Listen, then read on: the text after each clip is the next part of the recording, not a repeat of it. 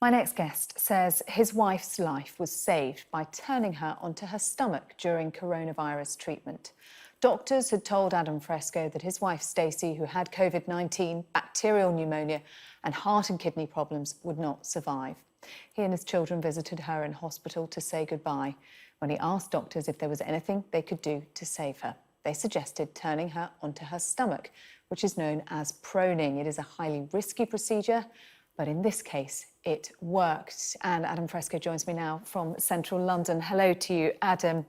So it was March the 22nd, Mother's Day. You and your two daughters got a call from Whipps Cross Hospital to say, you need to come and say your goodbyes. Just talk us through what happened. Well, I got a call mid-morning saying, how quickly can you get to the hospital, which is never good, especially when the hospital is on lockdown. I got there, saw an incredible doctor called Dave, who told me that it was critical. My wife was unlikely to survive because she was so ill, and said it was time to call the kids and say goodbye. So I called them, said we had a chance to visit Mum. They came down with their Mother's Day cards, and I told them the truth. Lots of hugs, tears, sobbing. And just before we went in to say goodbye to Stacey, I remember saying to the doctor, is there anything weird or wacky you can do that has worked anywhere else? An impossible question for him to answer.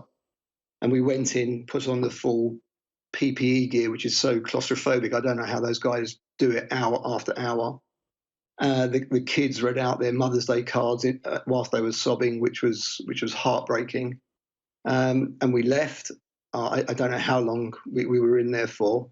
And when we were back in the waiting room, Dr. Dave came back in and said, look, there's one more thing we can try. And he described proning.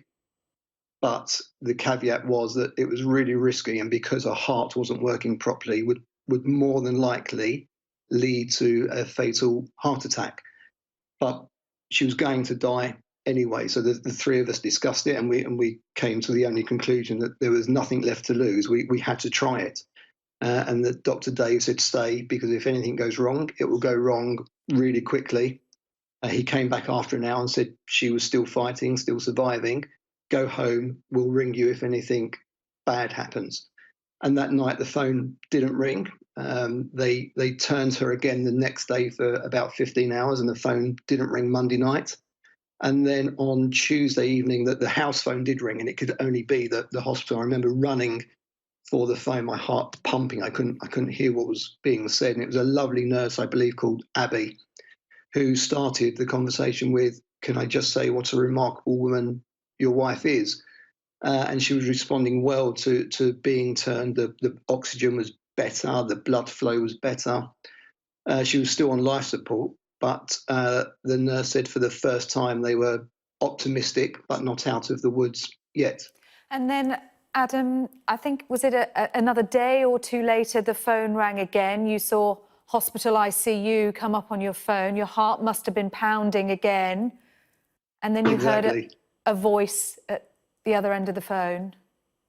Well, a nurse said, "Would you like to speak to your wife?" Which knocked me back. But they were just bringing her round from life support and being unconscious, and they wanted to see how aware she was. So I spoke to her, told her that we loved her. She had to keep fighting. And the nurse said when she heard my voice, she opened her eyes, and when I said you have to keep fighting, she mumbled okay.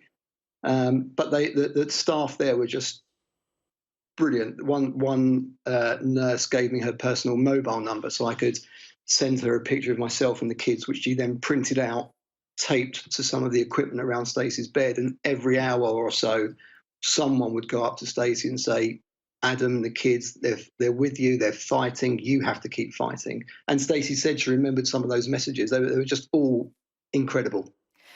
And what's remarkable is, given the pressures that these doctors and nurses are under, as you say, the amount of time that they took to communicate with you, keep you informed all the time, and to keep Stacey in that conversation as well. Absolutely. I don't know how they do it. To say thank you to the whole team there that saved your wife's life is just inadequate. And the main reason that we've done these interviews is to give back, to say thank you. And also, if people can donate, to go to the justgiving.com/Bart's charity, of which Whips Cross Hospital is part of, to donate anything they can, because these guys are risking their lives day in, day out. And if they're going back to their friends, to live with their friends and family, they're risking their lives as well. It's truly heroic. So, a few days after you'd spoken to Stacey, as she was beginning to wake up, she was transferred out of ICU. Yes, about a week. She was in ICU for just over a week, then went to the high dependency unit for a day or two, and then went to a respiratory ward. And then about 20 days later, I got a call from Stacey saying, "Would you come and pick me up?" Which was just incredible. I don't think I'd let myself believe that there could be a happy ending after going through that horror of being told your wife is going to die, and then having to tell your kids. To give yourself that hope was, I didn't want to risk being brought down so quickly, even though I know how strong she is, which she's proved. And But it how is wasn't until I Stacey got that. now, Adam? She's really good. She's exhausted. She's very weak. She says she feels like she's been hit by several trucks. But every day I can see that she's getting slightly stronger. We've got time. Whether it takes 6 weeks or 6 months, we've got time for her to recuperate, which I'm just eternally grateful for. And I imagine you will be clapping louder than most this evening come 8 o'clock, Adam. Yeah. The first day Stacey was home was last Thursday. So at 8 o'clock, we went to the window, and we all clapped. Absolutely, yeah. We'll be putting some extra effort into it. Adam, thank you very much indeed for telling your story, an incredibly traumatic story, but one with a happy and positive ending. We wish Stacey all the best with her continued recovery. Thank you very much. Thank you. Thank you.